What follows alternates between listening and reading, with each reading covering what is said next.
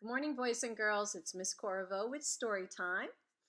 And today is Tuesday, April 21st, 2020. I know some of you might be a little sad. I'm a little sad too. The governor decided we will keep schools closed for the rest of the school year. I'm sorry we didn't get to say goodbye in person, but we can keep in touch through Story Time each week. I will be here every Tuesday all the way through the summer until we can be together again. So this gives us some time to spend with our families and truly appreciate them. I'm really proud of all of you for doing your schoolwork at home. My book today is called Wild About Books. I'm wild about books too. It is by Judy Sierra and the illustrator is Mark Brown. What a great artist he is. So let's see what happens. It started the summer of 2002 when the Springfield librarian Molly McGrew by mistake drove her bookmobile into the zoo. Molly opened the door and she let down the stair, turned on the computer, and sat in her chair. At first, all the animals watched from a distance, but Molly could conquer the strongest resistance.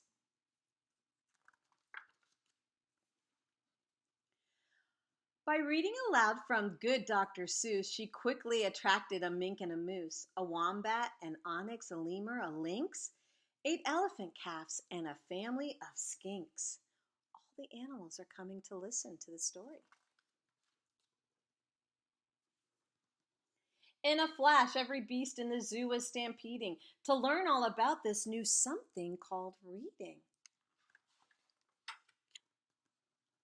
Forsaking their niches, their nest, and their nooks, they went wild, simply wild about wonderful books, choosing thin books and fat books and cat in the hat books, and new books and true books and heaps of how-to books.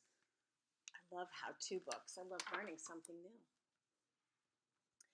Giraffe wanted tall books, and Cricket craved small books, while Gecko could only read stick-to-the-wall books. The pandas demanded more books in Chinese. Molly filled their request, always eager to please. She even found waterproof books for the otter, who never went swimming without Harry Potter.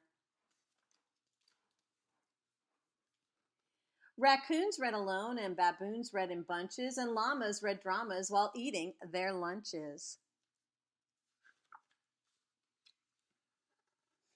Hyenas shared jokes with the red-bellied snakes, and they howled and they hissed till their funny bones ached.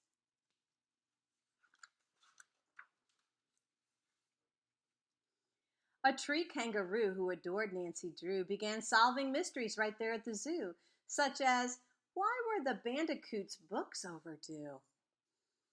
That's not good to have overdue books. Gently, Molly taught lessons in treating books right, for the boa constrictor squeezed Crichter too tight. Baby bunnies mucked up Goodnight Moon with their paws, and giant termites devoured The Wizard of Oz. Uh-oh, look at those termites eating the book. And the bears' love of books was completely outrageous. They licked all the pictures right off of the pages, especially if they're reading about honey. They want to lick the pages. Tasmanian devils found books so exciting that soon they had given up fighting for writing. They made up adventures so thrilling and new that the others decided to be authors too. Pythons wrote their tales, penguins wrote with their bills, and porcupines wrote with their very own quills. And the new insect zoo, bugs were scribbling haiku. The scorpions gave each a stinging review. And look at the words that they're using to comment. Pretentious, stinks, boring, redundant. Redundant means you say the same thing over and over again. As the cheetah's new novel began to take shape, he read chapters each night to the barberry ape. And although the gazelle couldn't spell very well, like everything else, she had stories to tell. Imagine the hippo's enormous surprise when her memoir was given the Zulitzer Prize. She looked so happy. With so many new books, Molly knew what to do. She hired 12 beavers, a stork, and a gnu to build a branch library there at the zoo. Then the animals cried, "We can do it ourselves. We can check the books out. We can put them on shelves." And they did, and they do up to this very day. 3 cheers for the Zoobrary! Hip, hip, hooray! When you visit the zoo now, you surely won't mind if the animals seem just a bit hard to find. They are snug in their niches, their nests, and their nooks, going wild, simply wild, about wonderful books. So I hope you go wild about wonderful books. I hope you are reading something for enjoyment each day. There's so many free books online. There's so many other storytellers online. A lot of the actors and actresses are reading online. Also, you can go to the library and download to your Kindle or your phone. So many great books. Please make sure you're reading for enjoyment. You can take a trip out of your house by reading your book.